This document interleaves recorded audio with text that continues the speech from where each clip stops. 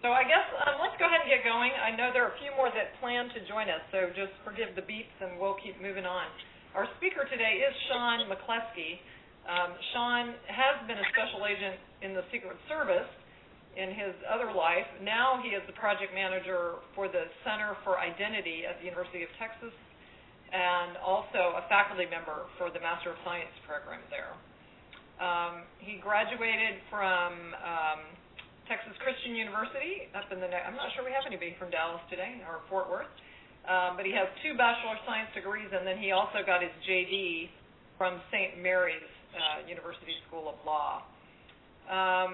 Probably most notably, while Sean was with the Secret Service, he created a multi-agency unit to investigate groups who target identity theft and financial and cyber crime. So I think he's particularly suited to talk to us today about securing our identity. And Sean, I'm going to let you take it away.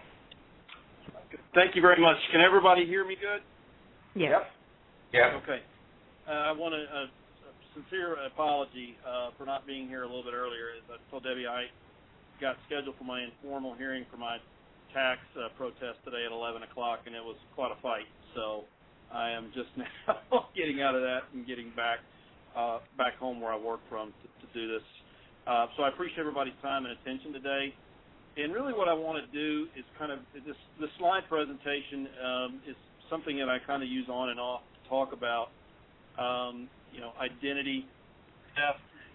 But really sort of I started using a different term instead of identity theft. I started talking more about identity management and security and how that sort of plays into the cybersecurity term that you hear quite a bit, and how those two are fairly symbiotic with each other. And to some degree, how we're focusing a lot on the cybersecurity side, which is a really good thing. But in my opinion, in my experience with Secret Service and running a identity theft / cyber squad, that we're not focusing as much on the identity management and security side. And we've got to do that, both of those. And so if we can, if we'll go to the next, basically slide number 2, which is identity theft. This is just a fairly simple slide that shows all the ways right now that identity information is being compromised. And we have, of course, financial fraud, medical identity theft, tax identity theft, criminal identity theft, and then ghosting, which ghosting is using somebody who's deceased identity to perpetrate some sort of offense. I see that, but I don't see that as much. What I'm really seeing right now, primarily, obviously the financial fraud is a big one, but the medical identity theft is really something that has taken off in my career. And anybody that deals in the medical field, I would guess to say they've probably seen the same thing. And a lot of this, is based off of very poor records keeping, very poor identity management policies.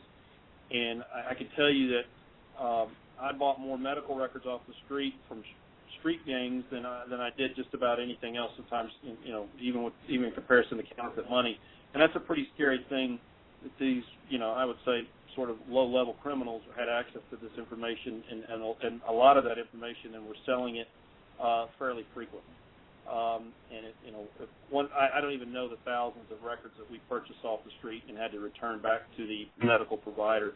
But it was, again, thousands and thousands of it. And so the one thing that always strikes me about medical identity theft is that information is fairly sensitive. And, if you think about it, not only does it have your information and not only your Social Security number potentially, which is always a pain to give to, and I always recommend not giving it if you don't have to, but it's got your medical history, which is an identifiable, identity attribute to you. And some of that information is very sensitive, particularly if you're applying for a certain type of job or trying to get an insurance policy or anything of that nature. One of the things I said is what's also in there typically is not only your information, but potentially your spouse's information, your partner's information, your children's information may also be in that medical file that somebody has got access to. And so that's one of the areas that we really are seeing. I'm seeing a really lack of good policies and procedures in that. And And then the tax identity theft, and we'll talk about that in a little bit, I am seeing, again, a lot of the theft of that data from different organizations of personal identifiable information, and then subsequently using that data to file these fraudulent tax returns.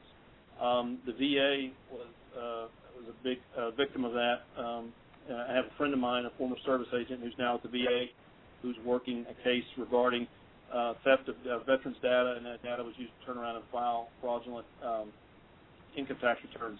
So the point of this is that while these are out here, these different types of identity theft, they seem a lot of times to come back to information being acquired from an organization that doesn't, while they may have some good areas that they're looking at, particularly now with their cyber policy, they don't really have a full identity management security policy to incorporate all of that. At any time during this presentation, if you have a question, comment, or disagreement, I prefer that, or we can wait till the end. But if you have if you have something you'd like to point out or a question during this, please feel free. I'm much better at this when I'm interacting with people as opposed to just listening to me, chat on the entire time. So if there's anything you have an agreement with, disagreement with, comment, please let me know. The next slide, I don't want to kill anybody with statistics, but just some of the different statistics we're seeing. Every Excuse me, just for a minute. Yes, sir. This is Paul Rabshaw. Talk a little bit further on medical identity theft and what they're stealing and what they can do with it. Sure.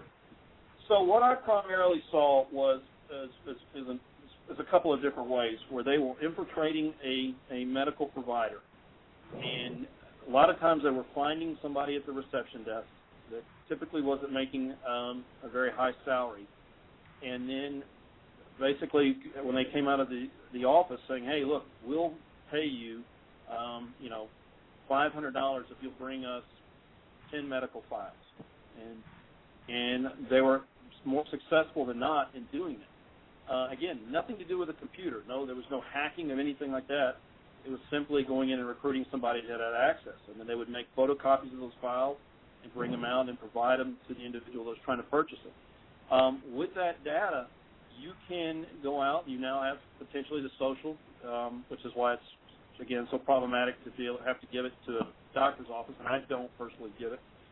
But your date of birth, Social Security we talked about, but potentially your address, phone numbers, children's names, all that information, once you have that core bit of information, you're really able to go online and really do some deep digging on somebody if you want to. And that information could possibly lead to KBA, the answers to KBA questions, being able to gin up some, counterfeit checks that look like they actually belong to the bank that you're a customer to. And can really do some serious damage. I mean, theoretically, I haven't really seen it, but I've heard cases of where somebody has got some pretty sensitive information, medical information, and is, contacted the person and said, hey, if you don't pay me some, this amount of money to get your file back, I'll release this information. I haven't seen that much, but I have heard of that. So anyway, it's a real problem because there is so much data in there, or stealing one of your children's identities and using that, which we don't check our children's identity as much as we check ours.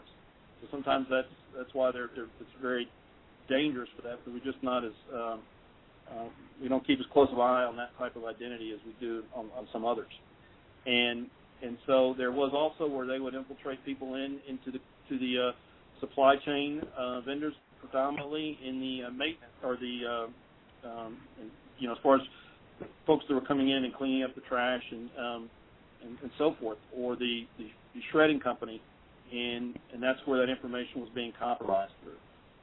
Again, a lot of what I saw was there was not a lot of attention paid on who had access to that.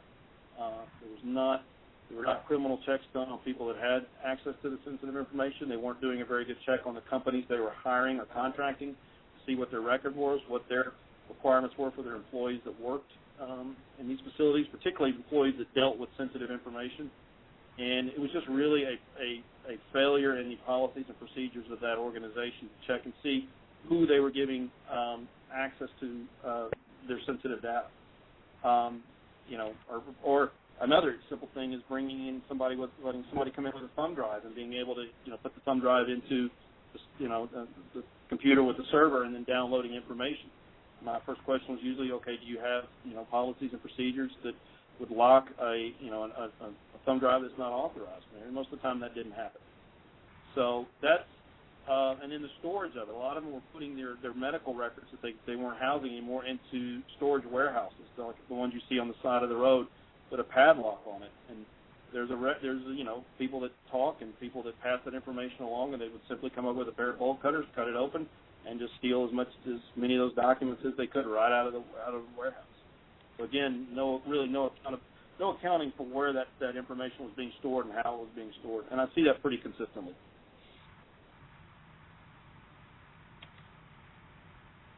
Was there any further questions on that? Did that answer that? No, that was very helpful. Yes, sir.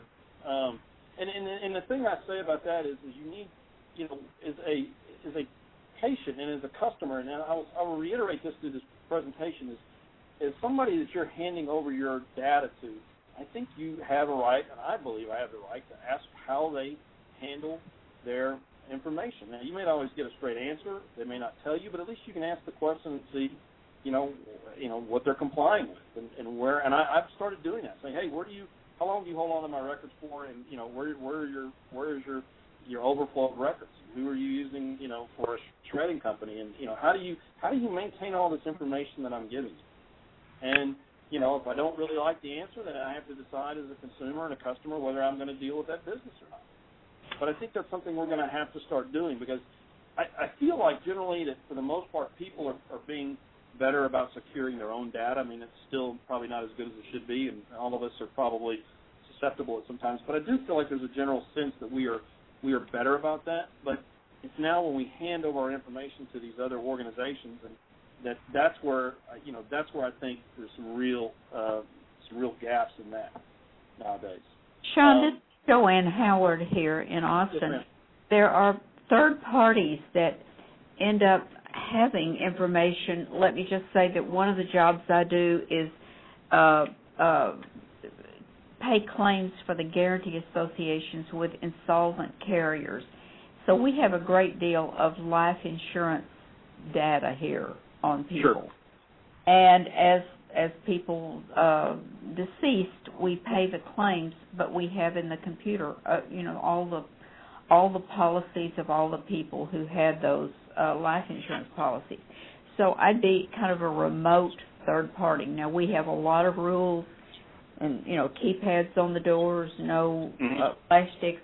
But then it also has come to my attention, because of some work that we do with FEMA, that insurance departments are phasing this out, but it used to be that an agent's identification with the insurance department was their Social Security number. So when they took a continuing education class, that's how they identified themselves. Now they're getting another identifier, but it may not just be the direct company. It might be like a continuing education provider. It might be someone working with a guarantee association like we do. So it's harder than just, the company. It can be whoever they do business with. No, most of the things, and then there's a slide that addresses this early on or later on in the presentation, but a lot of what I have seen is third-party vendors. That's not to just beat them on the head, but that's where I see a lot of the problems, because you are now letting somebody that's in access to you, whether it be your server or whether it be your physical grounds, that you may or may not know a lot about, and it's just a degree of how well have you done your background on them. How well have you done? Are you requiring that any employee of theirs have a criminal check before they are allowed to come in, particularly if they're dealing with your sensitive information? Let's face it, a lot of, and I'm again jumping ahead a little bit, but a lot of Target's problems when they had the Target breach was the fact that the third-party vendor got breached. It wasn't Target itself, but Target had contracted this company to monitor their heat, air, and light, but in doing so, they didn't kind of close off the server with their sensitive information. So when it got into the third party, they hacked into the third-party vendor that they were able to now have full access into Target's server. So those were policy issues that nobody really thought about or addressed prior to that incident happening. And that's where you've got to do, and I'll be honest, one of the biggest things I've been doing over the past year is developing an identity management and security assessment. And again, it's not a cyber assessment, although it encompasses parts of the cyber, framework, but to look at the overall policy of a company. Exactly what are you doing in trying, again, there's no 100% foolproof plan, but are you doing as many things as you can so if you do get breached, you could say, hey, look, we did an exhaustive list of things as opposed to somebody that's going to say, we did almost nothing. Because there's all sorts of liability issues that are going to be tied to that, and that's what I see, and that's where I see things going down the road, particularly on the liability and the legal side of it, where they're going to, what is going to be the standard,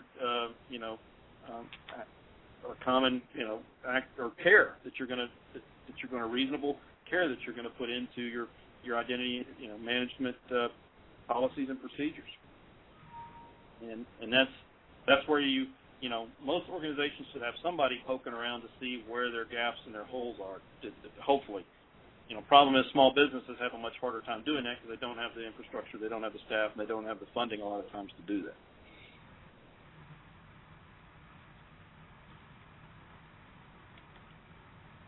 So, did that answer your question, ma'am?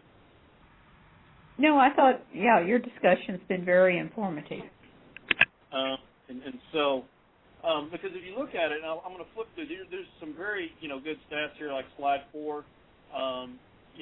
Total monetary loss due to all other property crimes in 2012 was $14 billion, or you look at the total monetary loss due to identity theft was $24.7 billion. And then look at that at the very bottom. Percentage of businesses experienced at least one data breach between 2011 and 2013 was 78%. And that's a fairly large number. And I'm not surprised by that at all from what I've seen in my career. You look at slide 5, it says, basically, odds of being a victim of identity theft in a given year are 1 in 20. That's a pretty frightening statistic. And again, even if you're doing what you're supposed to be doing for your own identity and your own attributes in your own house, what is the organizations that you're providing your identity, what are they doing? Again, slide 6, we see small businesses. 28% of the small businesses have no formal internet security policy. 75% of small businesses have no policy governing their employees' use of social media. Are they going online during work hours on a work computer that's a server that's connected to something that has sensitive data? And then 85% didn't have a written plan for their business to keep their business cyber secure. That's a big problem. And even if they have a plan, are they actually implementing the plan? And that's even companies I've seen that have a plan, they're not really. They've got it on paper, but they're not really following through the steps that they've placed in there. And so, if you look at the next, what are the typical causes of data breaches? And this is one of the biggest things I think we have. There's a little bit of disconnect between what the news relays and what we're seeing in law enforcement. Is if you look at this, and these stats are probably a little bit out of whack, but I think they're fairly good. But if you look at it, hacking is 29%, but insider theft is 10%. Third-party vendors, again, 15%. Physical theft, 12%. Accidental exposure is 11%. Employee negligence is 10%. So if you look at it, most of the stories that you hear on the news are related to what? The hacking, right? The OPM breach, again, Target, Anthem. Those are the big stories that come out because there's obviously a lot of data that has been compromised. I'm a victim of the OPM breach. So again, I'm very concerned about that. But that is, if you look at it, there's also a lot of other ways that data is being stolen.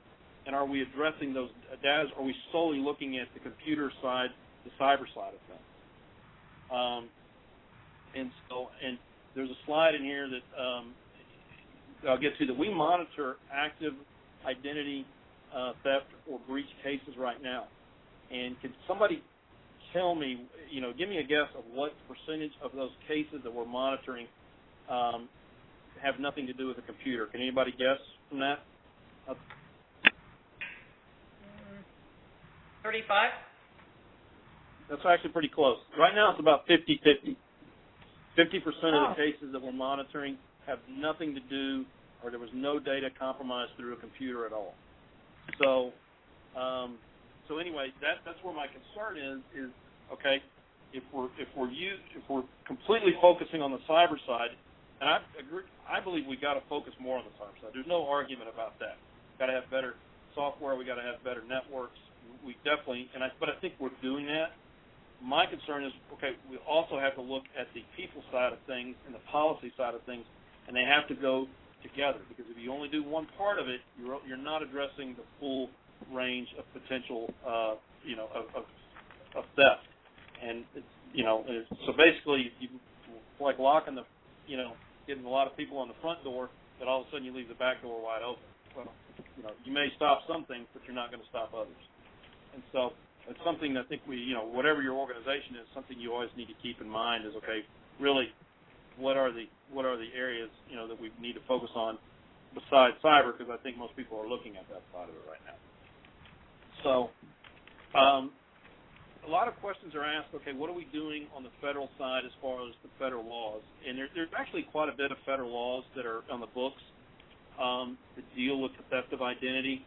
The one, and then you can see them right here, there's quite a few of them. Most of them are related to, on the financial side of things, obviously. A bank fraud, which is a 1344 statute. Somebody steals your identity and writes a counterfeit check on your account. That's identity theft, bank fraud. Computer crime, which we're starting to see a lot more of those crimes, the 1030 violation being filed. The ones that we typically file are fraud-related identity documents, is 1028, and access device fraud, which is a 1029 offense. But what I show you is that we have a lot of laws on the books in order to deal with identity theft. Let me get a guess from anybody. In 2014, there were 77,000 cases filed federally by a federal agency to the United States Attorney's Office. Can anybody guess how many of those offenses were related to the theft of identity attributes?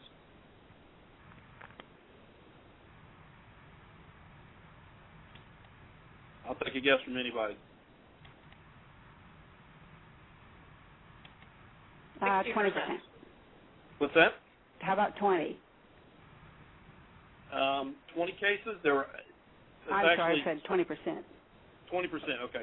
There were 700 cases out of 70,000 cases filed dealing with the theft of identity. So not too terribly far off. There were only, and this was from the Department of Justice guy that I was talking to, there were only 200 cases filed on the 1030 violation, which was basically breaking into a computer, a secured network. So what does that tell you? Well, we have a lot of laws on the books, and there's a lot of press about this thing, and there's a lot of attention about this thing. What are we really doing on the enforcement side to prosecute these crimes? And that's been one of the biggest fights I've had, honestly, my entire career, is trying to get these cases accepted for prosecution. And we actually have, on the identity theft side, slide 9, we actually have one of the biggest statutes with the most teeth in it, which very few people are aware of when I talk to them, which is called 18 U.S.C. 1028A, which is an aggravated identity theft statute. So effectively, if I steal your identity and I make a fake ID and I steal some checks, or I create checks, and I go out and I start cashing these checks under your name, or I open accounts under your name, and I'm caught and prosecuted and so forth and able to prove up the case, then what happens is we can charge you with, say, a bank fraud for using a counterfeit check, and then we can charge you, if you go down to slide 10, with this aggravated identity theft statute, which means you have to do 2 years in prison, and there's no chance of probation or parole for that offense, plus whatever you get for the overlying offense. So if it was a bank fraud, you might get 3 years on a bank fraud, but then you're going to have to do an additional 2 years for the aggravated identity theft statute. It's a very powerful statute. Most statutes don't have a mandatory prison time in them. I think there's some drug statutes that deal with the number of offenses and so forth. But as far as financial crimes, this is the only one that I know of, that really says if you're convicted of it, you're going to prison. Do not stop, go. Do not collect $200. And that's a major tool for us, but we have to be allowed to use this tool. And my group was given permission to use this fairly freely for about a 4 to 5 year period.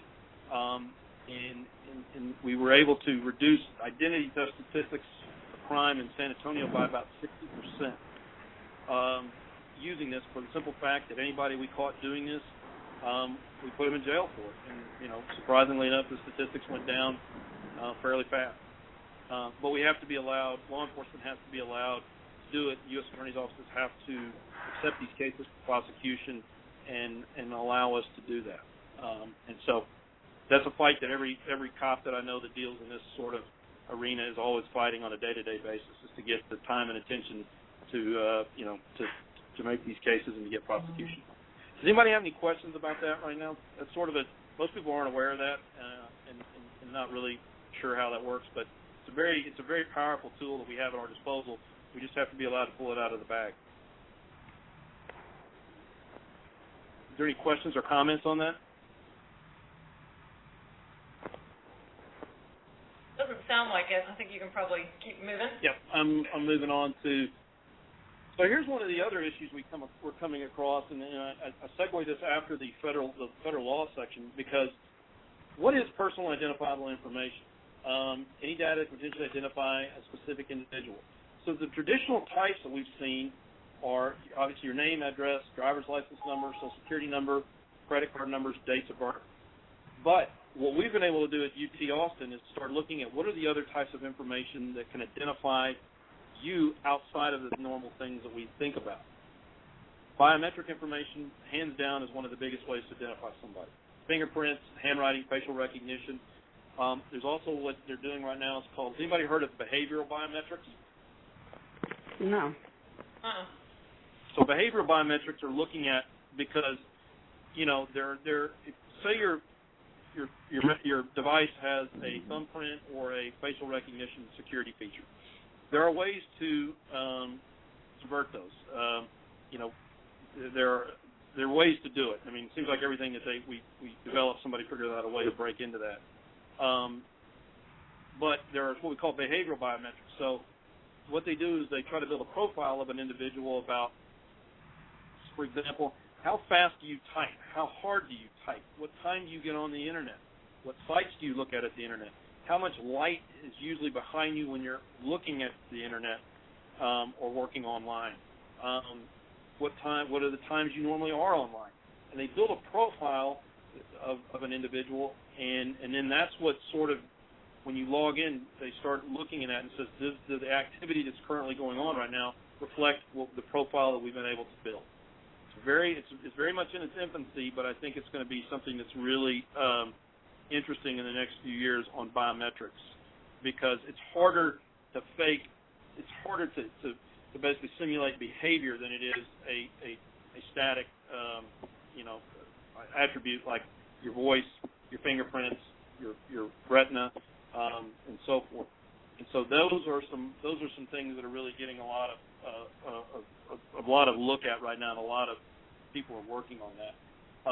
This is kind of an interesting side note here. In talking with some companies that do call center work for large entities, I was told that they now use a number of profiling mechanisms to direct your call, particularly if it's, say, a bank, a financial institution, a stock fund, something that where you have members or people calling repeatedly. It learns your habits when you call, generally what it's about. And I understand there's even a European group that has call centers where they have your data and they match your profile with a person who will answer your call. For instance, the same college, same sports team. So they're taking information about you, not so much the PII, but behavioral issues. And finding is that it's more effective to communicate with a person that anticipates what you have to say. Yeah, absolutely. And there was a financial institution I know that was working on being able to try to,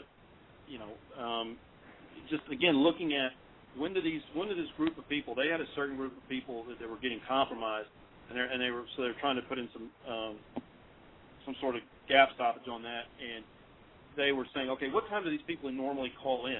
And you went back and look at their account, and then the bad guys were not emulating that. So they were able to, through that behavioral analysis, able to sort of pinpoint when the true customer would be calling in and when the bad guy was calling in.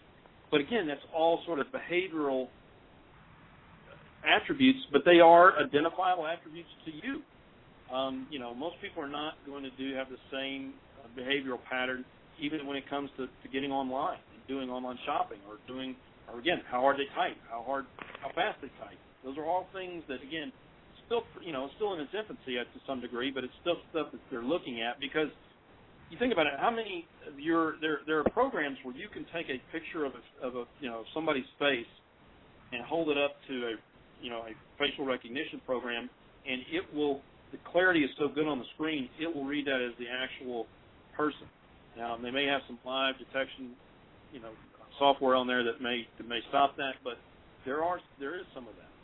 So, and I think Facebook, the last time I saw it, billions of pictures of faces on there, and so that's why I think that's going to be a real interesting, sort of study down the road, is how do we use behavioral biometrics to identify us as, and prevent people from accessing information they're not supposed to.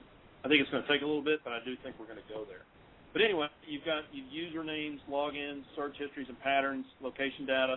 We actually started tracking, okay, if you had somebody's email address or username, how much information could you get from that? And it was actually pretty scary when we started studying sort of the lifeline of that, as to how just having that simple bit of information could lead you down to getting a ton more identifiable information.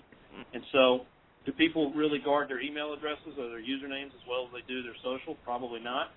But now, there's something else you need to think about, and then when you implement your policies and procedures, you need to think, okay, what are we doing with these types of identifiable pieces of data? Are we in fact protect them as well as we should be, because they do identify somebody and do potentially lead to being able to access further information and so forth. Can anybody guess? Let me ask you this: if you found somebody walking around with a electronic template of your fingerprint or a recording of your voice, do you think that's illegal? Yeah. I've had that question asked to me many times. I cannot find a federal law that prohibits somebody from possessing your biometric information. Now, there are federal laws if somebody tried to use your biometric information to break into a secured, server or computer network. That would probably come under a 1030 violation. But if you look at the access device definitions on the 1029 law, most of the identity attributes follow the social, the date of birth, an account number, a bank account number, a credit card number. They don't address biometrical information. So it's a real interesting sort of caveat in the law right now. I don't know if the states are trying to catch up with that, and there may be some individual state laws that have some sort of rules and regs on that. But I can tell you right now, I don't know of a federal law that would prohibit somebody, just possessing that data. So if we're using this data more for security, we might want to think about that if it's in fact illegal for somebody else to possess it. It may be illegal for them to use it, again, if they're trying to access a secured server or computer network, but probably don't want them walking around with it either. So that's just something I pass on that's sort of an interesting tidbit in this. We're going to go to slide 13, and this is where my soapbox, the misconception that cybersecurity is the total solution. And what I find is the term cybersecurity is used to really describe anything. Was there a question? I'm sorry, I thought I heard somebody. And again, this goes back to our statistical research at UT that determined that 50% of unauthorized disclosures theft are not related to a machine or network. And so get into slide 14, and that's why I say the one thing if I can get through to most people is that there must be a two-front fight, people and technology. You know, most of what's on the news is about is a foreign government hacking it, or it's really sophisticated criminal organizations hacking and selling identity attributes on the dark web. That does happen. That is a problem. We're out there fighting it. But don't forget about just the normal, ordinary, everyday thief that is stealing your information, again, from right under your nose or through an organization you provided that information to. That is happening, I can tell you, on a day-to-day basis. Because I still stay in touch with my old squad, and the financial crime squad, the street squad, is as busy as they ever were dealing with the theft of information. And again, a lot of it not related to a computer or machine at all, just simply the physical theft of data from an organization. One of the things that really highlighted is a case that I was a supervisor on and worked with several of my other agents in the group was theft of data from a hotel. I mean, how many people stay at a hotel? Just about everybody at some point. So what we started seeing was we started running some search warrants. Most of these individuals were involved in methamphetamine production or trafficking. Well, when we were in there, we started finding hotel portfolios from a certain hotel in the San Antonio area, a very popular, prestigious hotel, and finding thousands of these portfolios, and we went, well, this is going to be a real problem. And so we went to the hotel and said, hey, we're finding, these customer portfolios, and these customer portfolios had the credit card number, they had the security number from the back, they had the address on it of the individual, the customer that was staying there, and some other sensitive data on there. And the general manager at that time said, we don't have a problem, we're not aware of any issue. Come back here to our room that's down the hallway, nowhere near anybody that could see it, and let me show you where we store all of our docs, because they have to store them for 7 years. Well, they open the door, he goes in, and he literally, I'm not kidding you, walks over to a box and says, look, they're fine, they're right in here, and the box that he picks up is completely empty. And his face got pretty white and then went red, and then he started picking up box after box after box that was empty, that was empty, that was empty. And I can't remember the amount of boxes that were sitting there that were empty, but they estimated when they did just based off the amount that they keep in each box, about 17,000 portfolios were missing. And so that was a huge amount of data that went out the door, and nobody knew it at the hotel. And there was two groups, and they broke off from each other, but one was primarily using it to buy things to supplement the drug trade. The other one started making counterfeit credit cards and counterfeit checks under these victims' names and going around and buying large dollar items and then selling them across the border into Mexico, we think, to one of the cartels, whether it be cars, tires, equipment, any number of things that could be resold or needed by those individuals down there. And a lot of what they were doing is once they, again, like we talked about earlier, once they had a little bit of that core information, they were able to go onto public data sites and public sources and be able to generate more information based off the information that they had. Publicdata.com was something that these particular individuals used fairly frequently to go in and pay for a membership for it. And just went in and and were able to get more information on the individual so that they could obviously make themselves, look more legitimate and look like the person that they were, whose identity they had stolen. And so hotel was unable to notify the victims. In Texas and most states, there's a law that says if you have a breach, you're supposed to notify the victims within a certain time frame. They weren't able to do that. They didn't know what documents got stolen. This information, again, was to fund organized crime. And the funniest part, if there is a funny part about this, about 2 months ago, I got a call from one of the people I work with. They had arrested one of our original defendants who we'd put in prison for about 6 years, had gotten out, and when they arrested him, they did a search warrant on his residence, and they found about 5,000 of these portfolios still. That's been almost 8 years since the original theft of these documents. So he'd been sitting on these, waiting to use them when he came out of prison, because again, nobody had a record of those, of who'd been compromised. So a lot of those portfolios, those card numbers, that data was still valid and good data. So he was just waiting to get out and start all over again.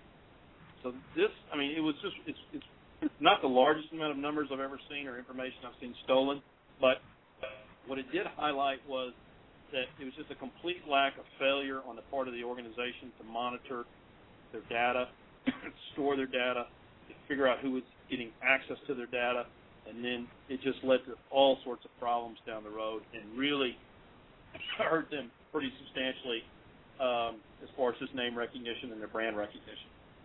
And so, and not only, but they helped fund some very, very bad people for quite a bit of time. So, anybody got any questions on that? I do, actually. Yes, I'm wondering about room keys, the credit card room key.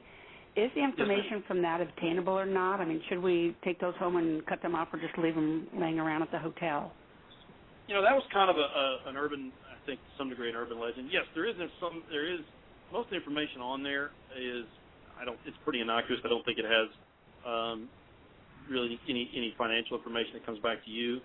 Obviously, what a hotel key is it's just a strip that you're able to encode, electronic information on it. In fact, we see hotel keys used a lot of times in money laundering cases, where funneling or trying to smuggle money or assets in because, most people see cards or they see white plastic with a strip on it and they don't really think about it and it looks like junk and they don't look at it. So, for the most part, just really an abundance of caution, I do cut up my keys. I don't try to keep them on there, but to my information, I don't think a lot of that, they shouldn't be putting that stuff on any of your personal information on those keys. So no name and address or credit card number? Not that I'm aware of. Okay. No, ma'am. Now, again, I wouldn't speak for, I would not want to speak for every motel out there, but they shouldn't be doing it. There's really no need to do that. And if they are doing that, that would be, you'd have to question why would you do that? And quite frankly, most of those motels, hotels, they have enough problems just securing what they have instead of putting that out there. But again, it was a major problem for us, and again, how many people are going to want to go stay at that hotel? So you got to think about it from a business side. That was really, just all around some poor policies and procedures regarding securing identity information.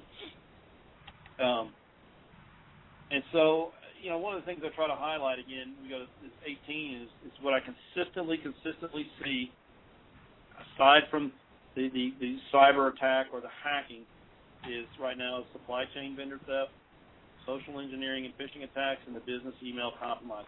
Those are what we tend to get in quite a bit right now. And again, some of this you can say, well, that's maybe considered a cyber attack, if it's an email compromise because it deals with the computer. There's some argument to be made for that. But are they penetrating the system? Not necessarily. They're basically trying to get, you to provide valid information, and they use that valid information to access the system.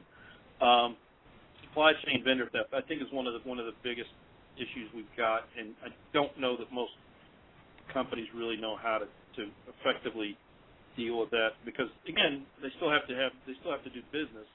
So you can't you can't shut down or have a policy so restrictive that nobody can get through it. But again, just kind of looking at what are you doing to vet the company that you're contracting with, and what are their policies and procedures, and then really looking at, okay, is this person going to be near really sensitive data or not? If they are, then maybe you've got to have another level of security, or they have to be accompanied, or you have to run another background check on them again through your own organization. Just those are things that I've seen that if people would have done that, they probably would have minimized the amount of damage that they had done to their organization. Phishing attacks are always pretty interesting to me because people bite on those, and hopefully everybody knows what I'm talking about. But basically an email sent out there that looks like a legitimate email or site and requesting you to provide data, and that's how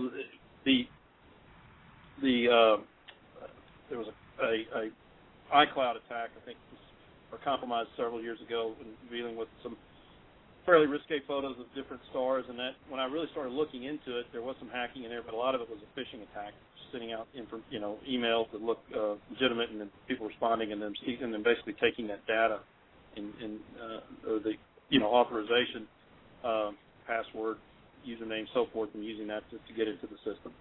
So it's still very well alive and well, and what sort of looking at what your company's policies and procedures are, to deal with that. The business email compromise, when right as I was retiring, we probably got 5 to 10 of these, and in every single instance, what happened was the administrative assistant to the CEO or president received an email that looked like a legitimate email from the boss saying, "Hey, I need you to wire this money here, and I need you to do it ASAP," and they did it. And it turned out when you looked at the actual email, it was usually like one character off. And just so it wasn't actually the email from the CEO. And when I interviewed on this one particular case, I interviewed the administrative assistant, and I said, did you ever think about making a call to sort of confirm? And she said, no, I didn't want to bother the boss.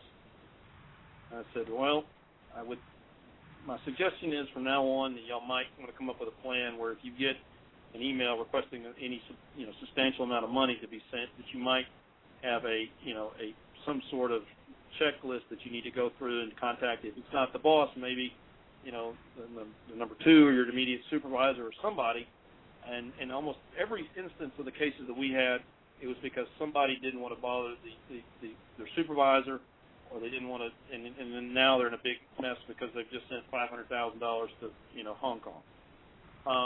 Again, some simple steps would have prevented that quite a bit. And so one of the things that I do is I do assessments of organizations is go in there, and one of the things I do first and foremost is I just ask, why your organization? What type of identity information are you collecting, and who wants that information? In slide 20, and that's one of the first things you do. That's a very simple question, and a lot of times people that I said, what type of information are you collecting? Well, I don't really know. I know we're getting credit card numbers. We're probably getting some addresses. They don't really know what they've got, and they don't really know, once they get it, where it goes into their server. So how do you sort of come up with a policy or a plan if you don't really know what you have?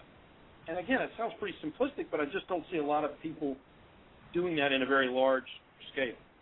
And then we go in and I start asking things, is the PII, is it classified into sensitivity levels? Are employees assigned sensitivity levels? Do employees participate in continuing education related to identity management security? Is sensitive data segregated in your network? Those are all questions that I ask as part of my assessment to see exactly what their policy and their general program is like. Go to 21. What's your organization's plan to protect it? And then what is your organization's plan if you do have an unauthorized breach? What are your legal liabilities? Who is your plan? Who are the members? Your breach plan. Who is going to assemble and try to stop it or mitigate it as best as you can? How do you communicate the plan?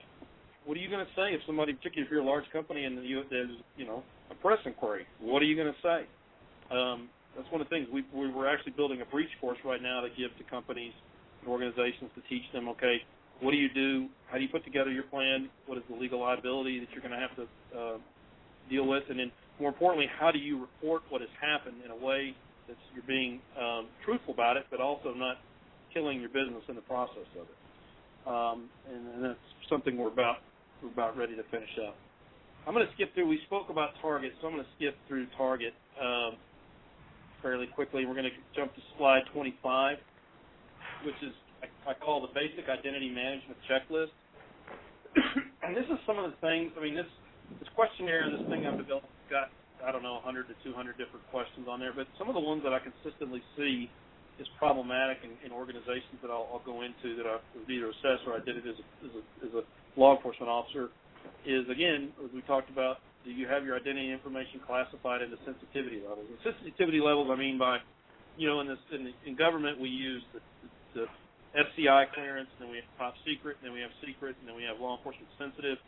Do you have some sort of division of the data that you have? Obviously, company trade secrets would be probably at the very top, maybe along with, again, social, or access to the CEO's, accounts. And then go down and divide, look at how you divide up all the information you have and assign it a sensitivity level. And, who are the employees that have access to that? I have a friend of mine who's got a law firm, and he was asking me about this one day. I said, check and see how much access your front desk receptionist has. Well, she had access to all the partners' financials, bank accounts, socials, dates of birth. And my question was, hey, does she need to? If she needs to, then, that's part of your business. But if she doesn't, then that may be something you need to consider. Just simply asking that question and doing a little bit of checking on that. Again, and if you are going to allow them to have access to sensitive data, do they have a background check? Do you have more than one person that's involved in that process of monitoring sensitive data or how sensitive data is handled throughout the organization? One of the biggest things that I've seen, and I just on a case right as I was leaving, it was a problem. Do employees participate, are exiting employees, is their access revoked when they leave the organization? Do they still have email access? Do they still have access to the server?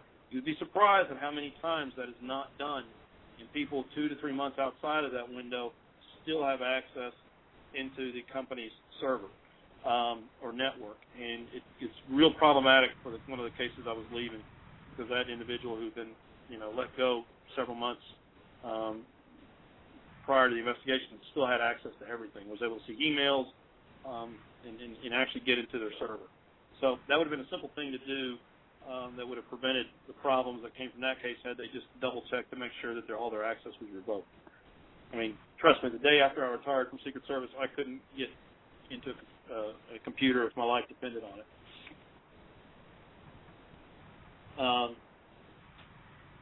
26, again, some of the real common problems we've seen is it segregated in the network?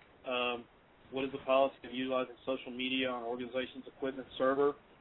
Are employees allowed to bring in mobile wireless devices to their workspace? That's a big issue. Are they allowed to put any thumb drive that they bring from home into a machine in the organization? If that thumb drive's got a virus, can you infect the entire entire net or the server of the network? Absolutely. What is the policy for that? Are you encrypting information when you're sending it?